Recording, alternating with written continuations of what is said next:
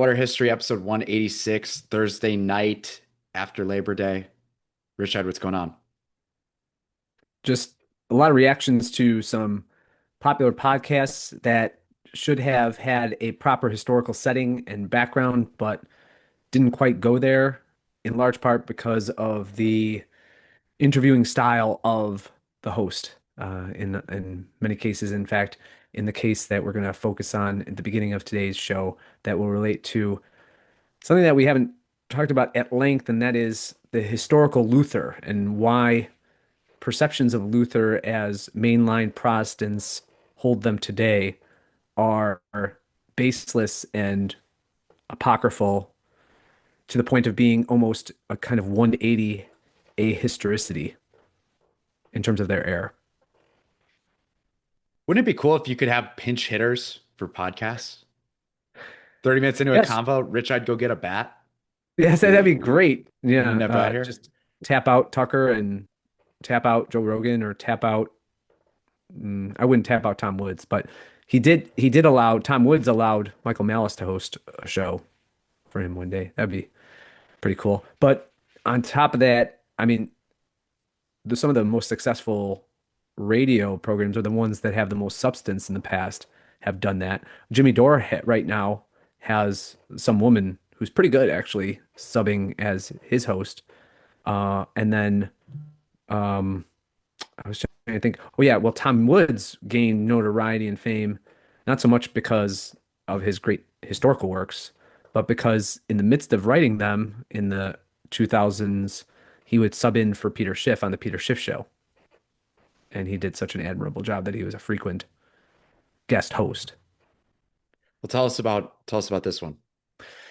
Right. So just this past week, the episode in which Tucker Carlson on his program interviewed Michael Knowles. For those of you who don't might know Michael Knowles, he's famously the mm, very popular host of the Michael Knowles show on the Daily Wire or Daily Caller. I can't remember which one. It's the same one as the same setup as um, Matt Walsh and Ben Shapiro. Interesting bedfellows there. And he, Michael Knowles has at various points impressed me with his erudition, his insights, his I what I can glean from him is that there's a real authentic love of the faith and of the church and of her theology and especially her liturgy as he's defended the Mass of the Ages, Tridentine Mass, and the church's liturgical life and practice. At the same time, something deeply bugs me and irks me about him. And it was in this interview in which I suspect I was able to place my finger on what those aspects, characteristics, and faults were. And I don't mean to be critical as though I'm perfect in all of these realms. No, by no stretch of the imagination am I, but it does become a bit annoying or irritating when you have people who ascend to these platforms and don't seize upon opportunities to drive home really crucial, I go so far as to say salvific messages as Catholics on what amount to either secular or mainline and highly consumed podcast and other media. And there were just a lot of opportunities missed here. He did well in some instances, and I do applaud him for whether the conversation was about the psychosis and the sociopathic behavior of the Minneapolis shooter and bringing it back to this notion of agency, responsibility, culture, and how the culture has shifted and mutated. The values associated and prized by it, associated with and prized by it, have mutated. They've gone from everything's material to everything's immaterial. That was a really good explication of the crisis of what amounts to transgenderism today. In other words, there's Knowles summarizes in the episode that there were these extremes that in the era of Knowles's maturation as both an intellectual and a student, and then ultimately as an adult, what he was taken up by as a lapsed Catholic was the God delusion of Dawkins and Christopher Hitchens and the sophistication of the new atheism arguments in the late 90s and early 2000s, which of course was just a modernistic and scientific or scientism type of argument about just the non-existence of anything that's supernatural, very purely empirical type of argument and line of argumentation. And then the radical shift to the other extreme today, wherein your natural sex means nothing to you. So you go from a scientism, which is the heresy, and a pure dialectical and pure empiricism, which is wrong, and a denial of the supernatural in one era. And then it's not as though there was a gradual, but there was just a meteoric and radical shift to Gnosticism, which declares, and a type of dualism, which declares that the material doesn't matter any longer. And it's just by intent or will or one's spirit that you're able to shape, bend, mold your preferred reality. So that was all very good. I found those insights pretty profound. Where he drops the ball, and it's in several infuriating ways, is that he's asked direct questions by Tucker Carlson, and I have to admit, as I was sharing with you before we hit the record button on this episode, that Tucker Carlson's interviewing style is really wearing on me because on issues that require a modicum of knowledge, he doesn't seem either willing to, or he actually has the knowledge, the foreknowledge to be an engaged interviewer. But he's always doing this. Well, what is that? What? I don't understand that. I don't get that. What? Right? So when yes, well, what was Vatican II? What's Vatican II? No, dude, it is part of your job when you're engaging as an interviewer to have some background on the subjects about which you're going to speak or ask the interviewee. Yep. Just a modicum, just a basic level, right? And you don't have to be an expert as a podcast host on the panacea of the the entirety of all of the subject matters about which your experts, supposed experts, or people who with whom you're going to have an interview or exchange with, that they have. I'm not saying that, but it's just it's this. It's almost it's a dramatic and theatrical naivete that I suspect he finds charming and conveys to the audience that he's non-biased, but it doesn't come off. It just looks like you're being dumb and purposely so. And there were several questions that he asked Michael Knowles as a Catholic and from his perspective as an Episcopalian. Now he gets Knowles gets Tucker on a roll about how ridiculous Episcopalianism is today, and how Tucker admits, well, I had a red door on my house just because all Episcopalian churches had red doors, and that's why I had a red door. And could he not have driven home the point that your church is based upon the licentious sin of a secular leader who wanted to make himself Pope in his realm? I mean, that would have been good to speak about Henry VIII and then the subsequent persecution of whether it's Robert Southwell or Edmund Arrowsmith or Thomas More or John Fisher, all the priests that were hunted down and had to hide out in priest holes in Catholic homes. Uh, the women who were as pregnant pressed to death because they would not renounce the Catholic faith, so they and their infant in utero dies. I mean, I doubt Tucker even knows any of that history. So that's one thing. And then as it continued on, and Knowles finally asks him in the piece or in the exchange, well, are you Catholic curious? And Tucker recoils at that. Oh no, I never. I'm never going down that road. I'm never going to become a Catholic. That it. No, I'm a Luther man. I'm paraphrasing. And Knowles has nothing to say about how repugnant an individual, both in his theology, his revolutionary spirit, his which is his revolutionary spirit is both Talmudic in its Judaism, which by the way he wrote detestable things about the Jews themselves as people and then how they should be exterminated and the like. So, but on top of that, he goes into, or he had the opportunity there to talk about the historical Luther. Why is it that you love Martin Luther? This detestable drunkard who was so full of avarice and so full and taken up with the libido dominandi, and then played it off as though he was an advocate for the poor and the downtrodden, only to 4 years after the posting of the 95 Theses, or the spread, it wasn't literally a posting, by the way, but 4 years after rousing this bottom up revolution, which German peasants took as a social revolution, as much more so than a religious one, he goes and sides with the German princes and tells them to kill all the peasants to the tune of estimates are anywhere from 150 to 250,000 peasants die in the peasants' revolt. He was a disgusting human being. He had an adulterous affair with a nun. He and by the way, this is the historical Luther.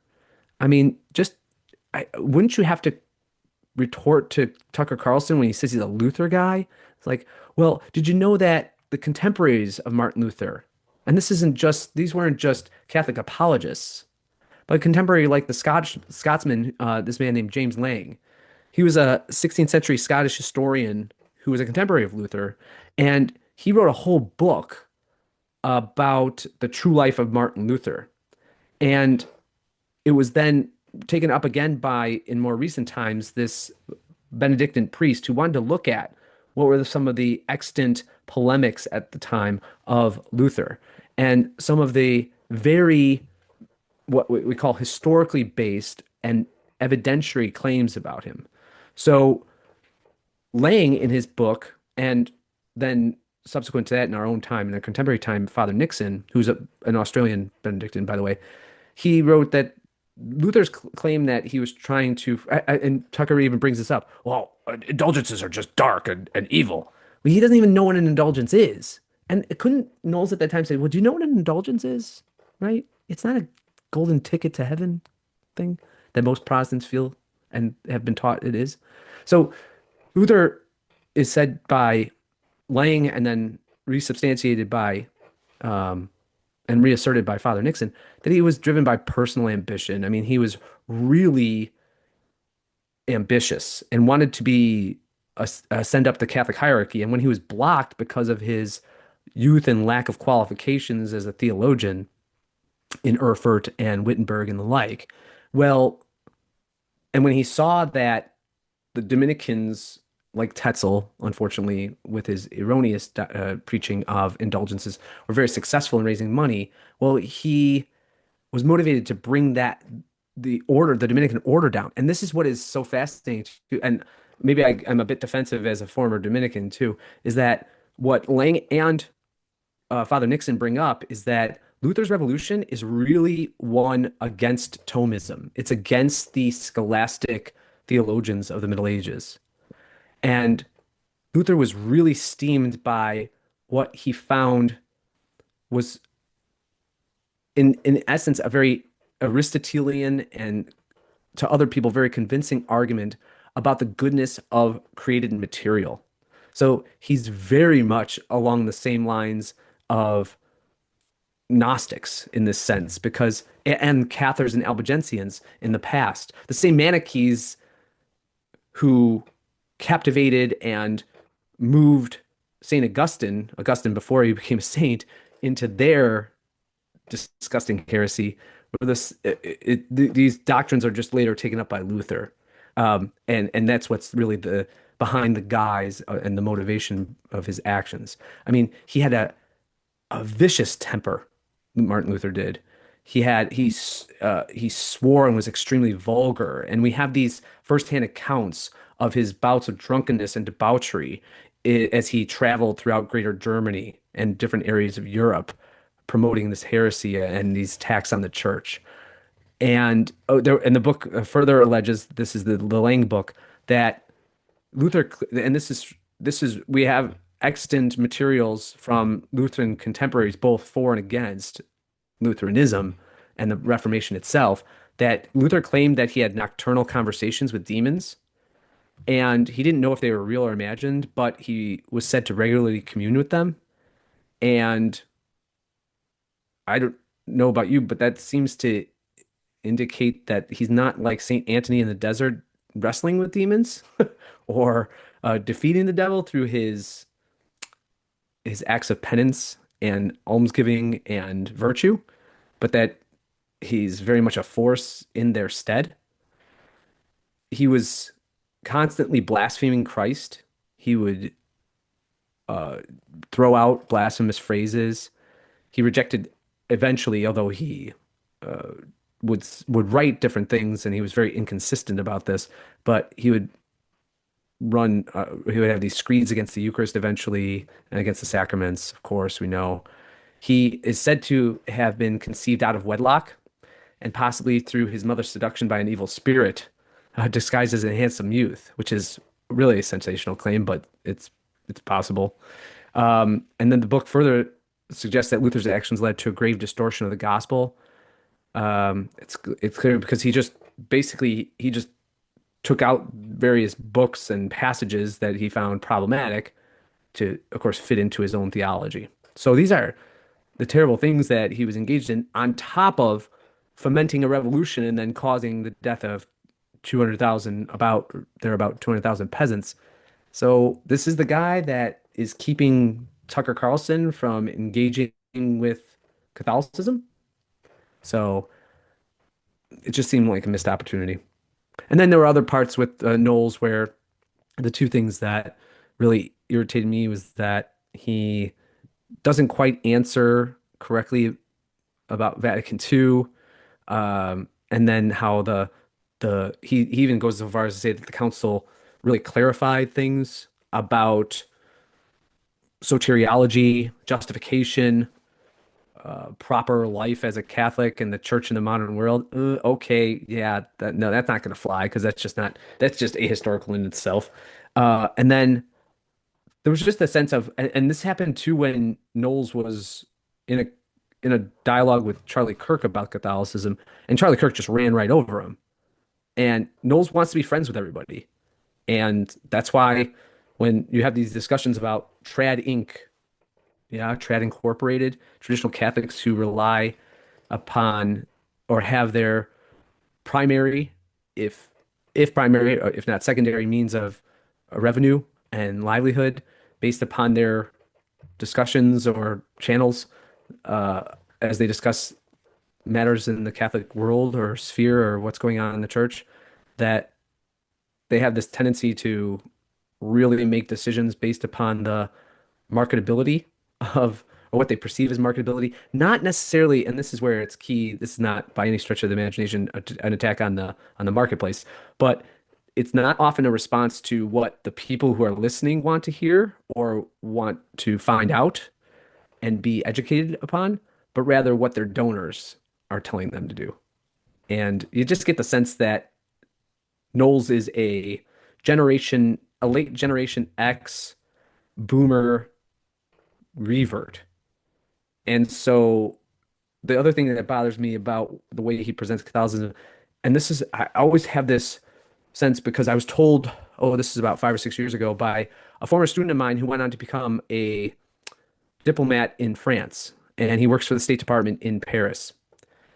And I asked him one time, well, how's the church viewed in France today? He says, well, the church is viewed as by and large, he's just saying in general conversation, as a great moral force, a good moral force, and that its messages ought to be heeded and even obeyed for the advancement of society. and that the church has something to say about how, even in the modern world, society ought to continue or move. However, in France, it's seen as very bourgeoisie. It's seen as very something that the middle, upper, and upper middle class do, and not your everyday Frenchman. Uh, and I see that in Michael Knowles. It's just a little bit too bougie. So, anyway, what are your thoughts here? Maybe I'm going on too long about, Well, and yeah, I was just it's curious too, about I was curious about if you didn't have this much time to explain all of that. You ask somebody, "Are you Catholic curious?" and they respond like that. No, I like Luther too much. What's just the quick well, rebuttal of that? here's, well, how about, okay, well, your theology is then based upon a revolutionary who made the claim, he was a revolutionary demoniac, who made the claim that the body of Christ was in error for upwards of 1400 plus years. And somehow, because all of a sudden he came along, now it's the authentic church and has been rescued from such grievous error that the previous fathers of the church, scholastics, all of the great figures of true Christianity, which is Catholicism to that point, ascribed. So Martin Luther is the genius. You find in his theology the core of the Christian message, the core of the authentic Christian message from Christ, but not the apostles, not the Didache, not the ecumenical councils, which, and he might say, well, I accept the ecumenical councils and their authority and Trinitarian theology from Chalcedon or something like that. But the only reason those councils had authority was because they were part of the church, the authentic body of Christ. So you're throwing everything out for all of that tradition and teaching, apostolic tradition.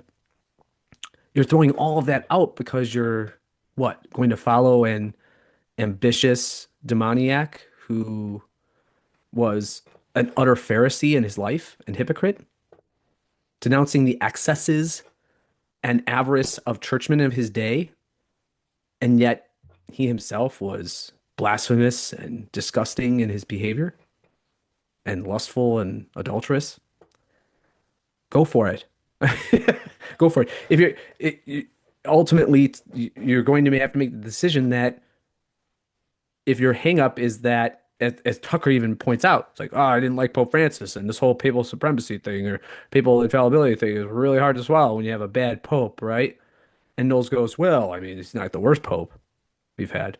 Well, that's not a great answer. It's just this reluctant kind of, it gives up too much. It just Defensive. surrenders too much. Yes. Yeah. Go on the offensive and say these things. Now, as I gave you that response, that's not very brief, but that's as brief as I could probably put it without thinking about it and making it more concise. Yeah. Do you want to talk about? In other words, sorry to interrupt, but in other words, you're just electing Martin Luther Pope, or electing Ulrich Zwingli Pope, or you're electing John Knox Pope. You see, their subjective interpretation then becomes authoritative. John Calvin's theocracy becomes the object and goal of society rather than the life of the church in her worship and then praise and then obeisance to God.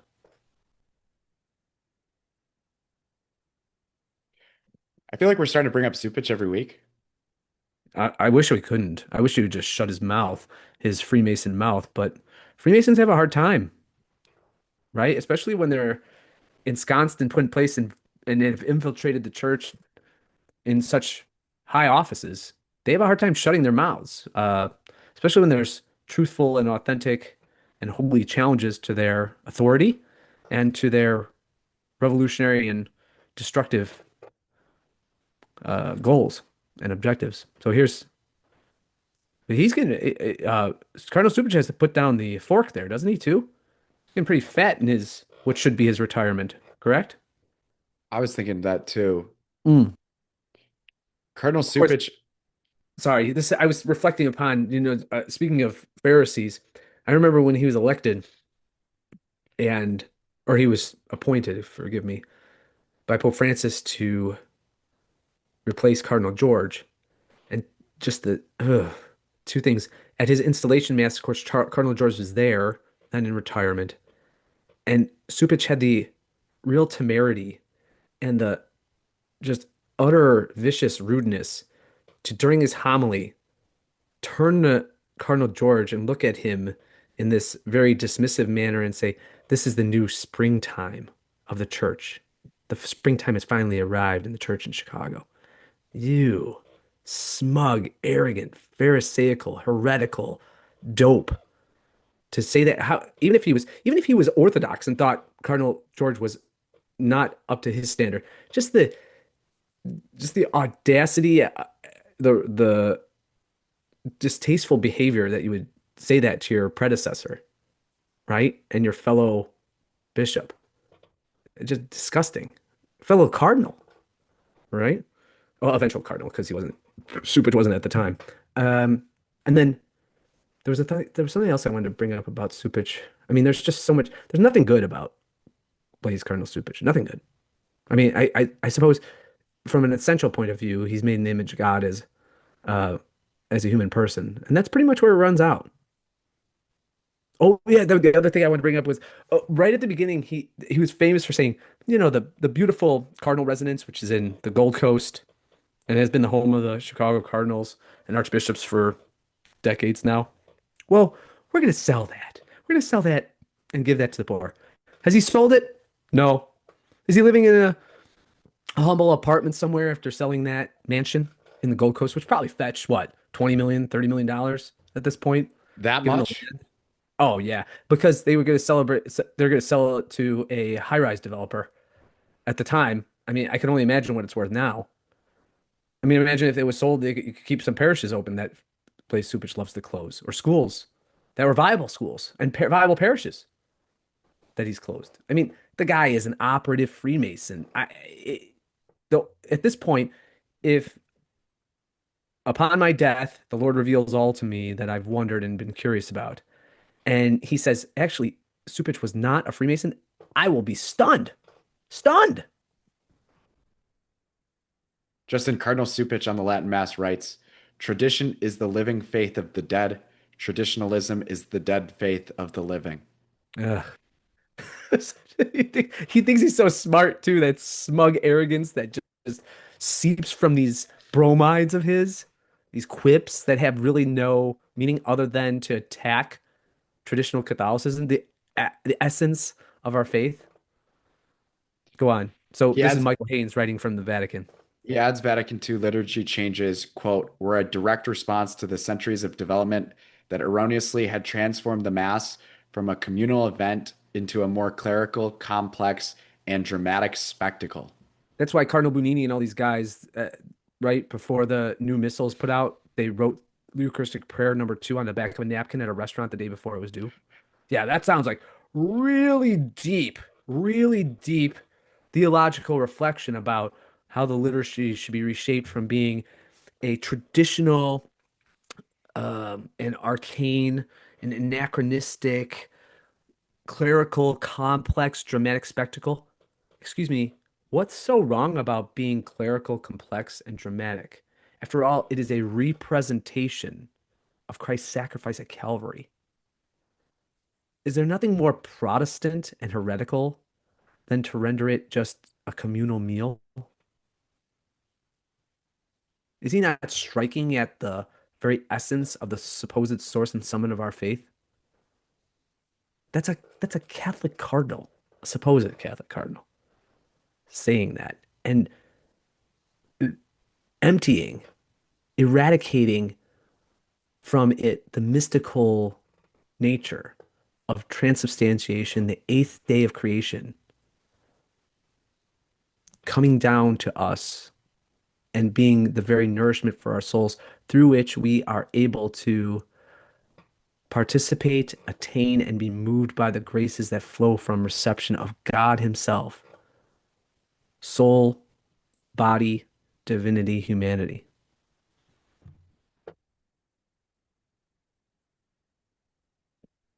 I'm gonna bring up what Milo said. Well, and this was before Supich came out with this idiotic. Can we go back to that quote about the traditionalism thing? I want to read that again. Tradition, this is according to Supich. Tradition is the living faith of the dead. That's such an awful and erroneous definition of what tradition is. It's not the living faith of the dead. Then what does that mean? It's how can it, so the living faith, it's almost as if it's a memory, recollection of what dead people felt was true faith and orthodoxy, Yeah, and that's lived on and seeped into our own consciousness. No. In point of fact, I don't, of course, he doesn't know this, but that claim, tradition is the living faith of the dead. Well, doesn't that just absolutely pulverize to the point of non-existence the whole notion of apostolic succession and the authority that is said to be passed on to him as a cardinal archbishop? In other words, if that statement is true, there's no real grounding as to why we should have a bishop who is supposed to shepherd us and guide us in the faith at all. Apostolic succession in and of itself is vitiated, is nullified, right? Talk about a self-destructive statement from an idiot who would do and prizes nothing more than the authority he holds over and the sway he holds over the very few people who actually listen to him any longer, right? And then tradition is hardly that. The better definition of tradition, which I always loved, was Chesterton's. And he said it's the democracy of generations past, that is much better. So, what tradition is the customs, values, ways of life whose classical genius is seen in their not just their persistence and perdurance, their perduring, but rather in the qualities that bring about the good from adhering to such practices, such mores, such values, right? So that's what tradition is. It's the selective genius of generations gone by, and it's a treasure handed on to us. I like that. It's what we voted on to preserve. Yes, right, right. And in a very organic, almost and maybe this will work its way into the book, an imminent order type of way, emergent order type of way. Yeah. It's not as if we all got together as the trillions of people gone by and said, this is what we should have and this is what we shouldn't have. Or even in institutions, both divine and human, like the church, we don't just say that. It's informed by, and according to, of course, the Augustinian sense, the Holy Spirit guiding the church as it is the soul of the church and handing on its teaching from generation to generation, for it will not, you know, the gates of hell will not prevail against it. Yes. So that is the treasure of the church handed on to us. And then he goes on to say something almost as dumb or even dumber than that. Traditionalism, I suspect what he means by that is the holding on to this dead faith is the dead faith of the living. Well, no. A proper and honorable and I would say correct sense of honoring tradition is to recognize the brilliance of it in humility. And so what he's rejecting here, what he is he's just a modernist Mason. He just thinks that that which is old is retrograde and of ill use for us today. So it's just his theology and his very worldview is just simply that of a secular progressive Mason. And anything that smacks of why does he even wear traditional bishop's garb? I mean, isn't shouldn't he just be out there in a collar or at a secular clothes? So he loves the accoutrement. He loves the position and the office and the accidents of being a bishop. Yeah. But doesn't he? It strikes me, maybe, and I'm certainly biased in this regard, But it must eat at him that he has to, in order to have any influence, any say, any authority, he has to play the role of a Catholic bishop. That's got to be galling, especially as people who are faithful remind him that he ought to be shepherding souls to heaven instead of leading them to purgation or perdition. Here's Milo.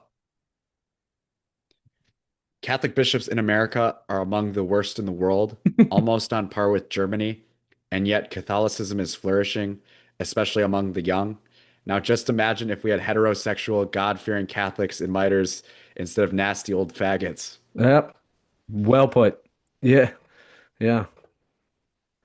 So Luther, I guess that maybe if we were looking to summarize in very short order this episode so far, is that Luther was a nasty old demoniac, and our current bishops are nasty old faggots. Maybe the title should be the nasty old ones. The nasty old ones. But is anything within that statement not just utterly true and just a statement of the obvious? An insightful one, but a statement of the obvious nonetheless. Yeah. Well, we talk about it a lot, the market share that we should have versus the growing Yes. market share versus the growing market share that we already have. Right. And then this tweet from Ellie Beth Stuckey dropped today. She's this Protestant apologists, and they're of course, obsessed with Catholicism. That's all they tweet about. Uh, and she came out and said, "Well, the statistics show that all these claims by Michael Knowles and Tucker Carlson, even and Milo Yiannopoulos, that Catholicism's flourishing. The statistics show that for every one new convert, eight Catholics are leaving. So, does that sound like it's flourishing?" And she just doesn't get. And Trevor Alcorn of our dear sponsor Trinity Brewing tweeted the old line about there are lies, damn lies, and then statistics. It's more so lies, damn lies, and then subjective statistical analysis, which really it doesn't have the same ring to it, but that's what he was getting at. And it's like she just doesn't get. We're not talking about sheer numbers here about the strength of Catholicism, as and I give him credit, although there were many things to complain about the John Paul II presence or presidency, the pontificate, and then even Benedict. They kept saying it might come down to that we're 12 again. I love that saying. Well, it might just come down to the point that we're 12 again, and let it be. And guess what? Those 12, insofar as they have faith that would move mountains from the very mouth of our Lord, will be able to do just that. And the different vines and branches that are dead and cleave or still wish to cleave on to the bride of Christ will be pruned by our Blessed Mother, by the saints, by the angels, and by our Lord Himself. And thus, the vine will be ever more vivacious and lead to the transformation of the world. So, what can we say about the nature of those new converts? They are traditional. They are seeking a radical way of life that is a complete renunciation of what they had experienced through the American cultural revolution that was the 1960s. That, of course, infected not just secular society, but the church as well, in the spirit of Vatican II and even in some of the areas of the documents themselves, and then have propelled this open wound in the church proper. And they reject that, and they want to be part of a revivification, a resanctification of the church in their lives. They are truly the martyroi, the new martyroi, the new witnesses to that authentic faith. And that's why they're drawn to the old mass. That's why they're drawn to the mystical nature and aspects of the church and the beauty and the supernatural and transcendent that they find that that those rates of conversion are not happening in Protestantism because none of those aspects are located therein. Those are eight unnatural to Protestantism. They're rejected outright by Protestants. So why are all these converts going to become ortho bros or becoming correct Christians, and that's becoming Catholics, Roman Catholics, or for that matter, Eastern Catholics? It's because they find the authenticity of, and in it, a rejection of what was obviously revolutionary and destructive to them in their lives, whether it be feminism, modernism, materialism. They're driving away from that and going back to tradition, the same tradition that Blaise Cardinal Stupich castigates all the time and does so in the dumbest and most spurious ways here. Do you want to talk about a town that doesn't really care too much about any of this stuff? But they hear about it from us every week. Here it is. Boom. Meanwhile in Oak Park. We should go to your gay suburb now. The People segment, meanwhile, in Oak Park, brought to you by Trinity Brewing. This is we'll start off with a quick one, continued. But they wrote up about it. The story we talked about last week focused on safety. OPRF removes most exterior bathroom doors. Okay. Effort to curtail vaping, smoking, fighting, and they added gambling. Yeah. I have to give credit to Corey DeJulius and who's our redheaded friend from, remember, from Praxis and TK's, Hannah? uh, yeah, Hannah, about how more and more it's clear that there's, what do you send your kid to school for? The bullying and the degradation. That's all it is. I mean, the imprisonment features here are just they're incarcerated here for 9 days. So you're sending your kid off to be incarcerated for 9 hours a day or what have you. So I guess there's a lot of changes besides the bathroom doors. There are other newly implemented security changes like scanning IDs in the morning, hall passes that are now digital. All the changes, people are unhappy. She said if it was one at a time, it would be better. Do you get the sense, and I'm going to go down a dark road here because I've been listening to a lot of the prognet like Whitney Webb, who's really going into that the CBDCs and digital credit scores are coming sooner than we anticipate.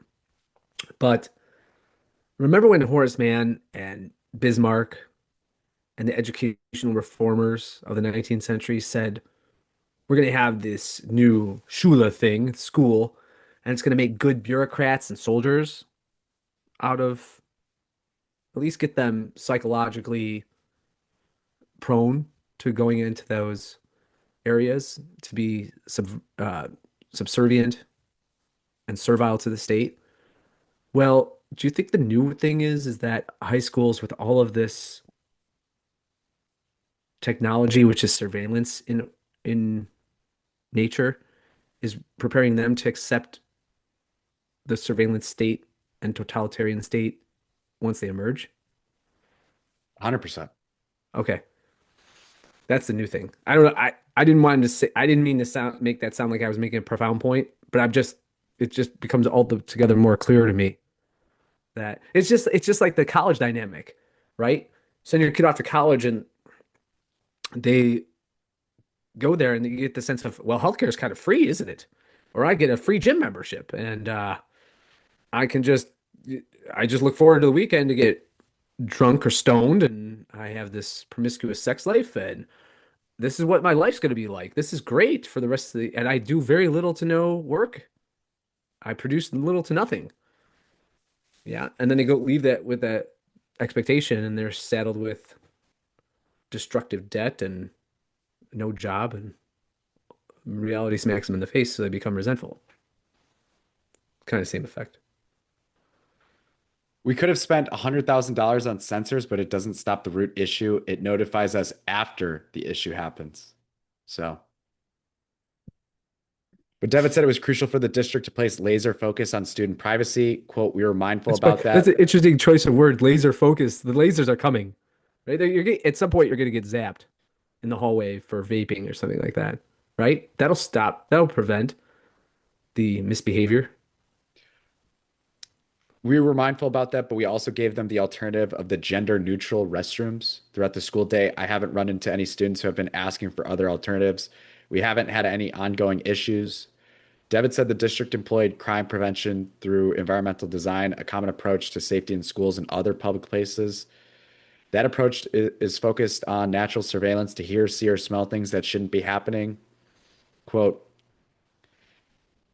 wait, where did it go?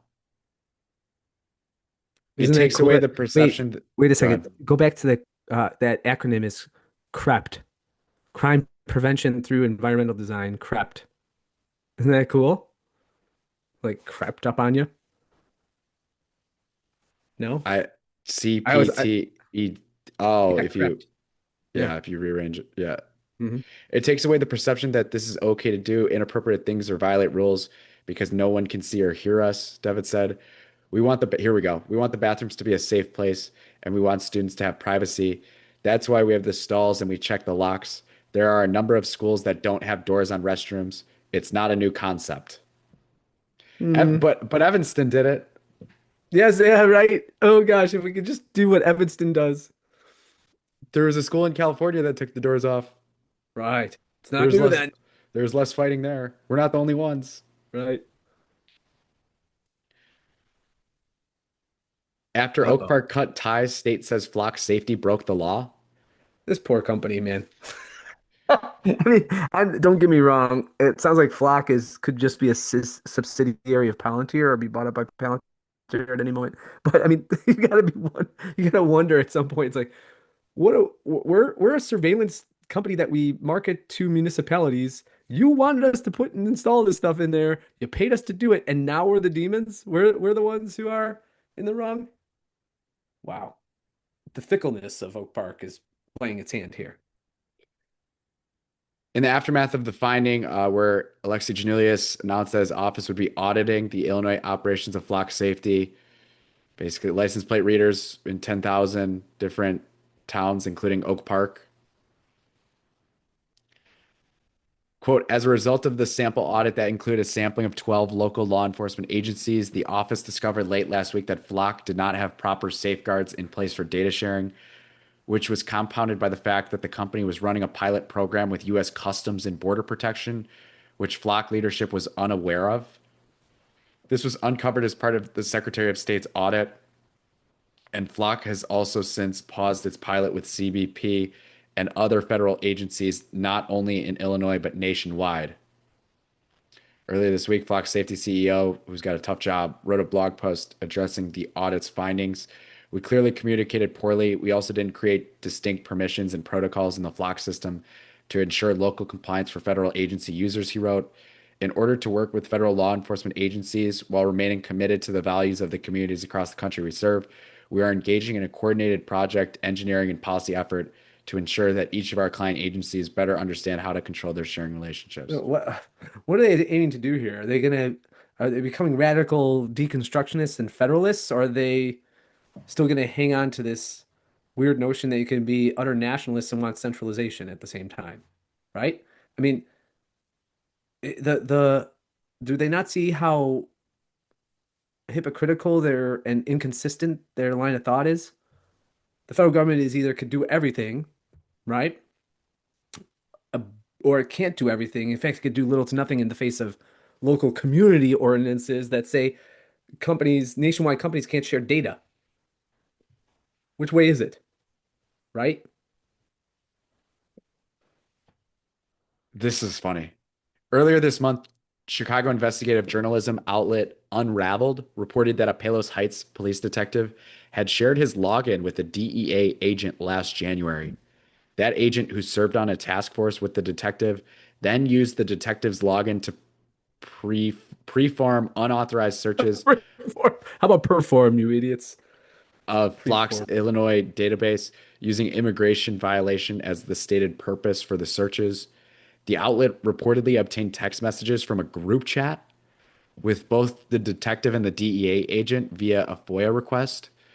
According to Unraveled, after the detective wrote in the group chat that his Flock login had been changed as a result of the immigration related searches, the DEA agent sent a GIF of the sitcom character Chandler Bing sitting beside a window in the rain, writing, I hope you don't get in trouble because of my mistake. You were so helpful in giving the group access, but now that is gone, gone like dust in the wind. What weirdos. Cops are weird. Palos Heights Police Chief Mike Yacht commented on the searches in a statement to Unravel, quote, "We did look into the issue and found that our officer had violated our security practices and shared his flock password with a federal law enforcement partner during an unrelated federal investigation," Yacht wrote in a statement to Unraveled. "The searches that were run were done so by that federal officer. Our officer has been disciplined due to the violation. Passwords have been changed and further security training was performed." Yeah, the officer, what do you do? I get a paid vacation for a week? Don't do that again. Wink, wink, nod, nod. Since the Secretary of State's announcement on the investigation, another Chicago suburb has followed Oak Park's lead by canceling their contracts with Flock Safety. That's not a sentence. On Nope. Tuesday, August 26th, Evanston Oh, get out. uh, Evanston, or announced it was that it would following Oak Park this time. announced that it would shut off its 19 Flock license plate readers effective September 26th. Oh my gosh, Oak Park finally gets to play Big Spoon. They finally get to be Big Spoon. Daddy. Wow. They're probably so pumped that Evanston followed them. Yeah. Oak Park's not in the position usually of being the pitcher. They're usually the catcher. This is Tom DeCourcy. This is letters to the editor. So I'm going to start incorporating more of these because I think they were popular and they're, Yeah.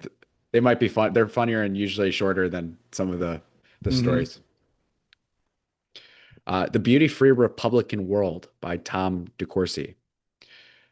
Regarding Orlando to begin painting over decorative crosswalks today. This is in the Chicago Tribune. Ron DeSantis, Republican governor of Florida, has announced that all decorative artwork in Orlando crosswalks must be painted over. These recently installed paintings depict swans, citrus fruit slices, fountains, and are beautiful and creative. The intent The ones I see are all of rainbow flags. here we go. The intent of Oh. their destruction is obviously to justify the painting over of rainbow crosswalks that to some suggest that we should be tolerant of all human beings created by God. Yeah, that's what it suggests. It doesn't suggest the totalitarian nature of the LGBTQ plus GAKY movement, right? Ugh. How did it come to pass that the Republican Party is now the destroyer of art, of anything beautiful, of anything creative? Is their goal to make the United States the ugliest possible country in the world? Do they intend to eliminate all creativity, all art, all beauty? What kind of a world do they want to live in?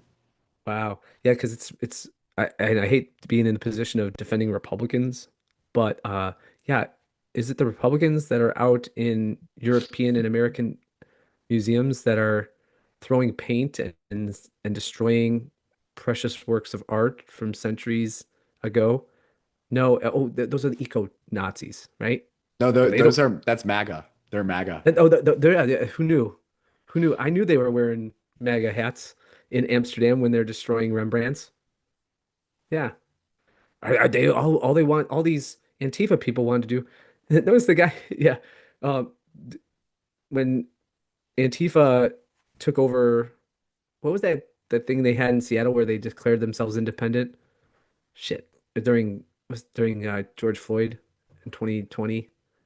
Shit, what was that called? Well, anyway, yeah, when they were destroying old buildings and living in them, were they just architectural nihilists, the Antifa people? Oh well, Anyways, that's the people segment. there it is. Psh. Meanwhile in Oak Park. What would have happened if I'd gone for it and just said, no, I'm gay?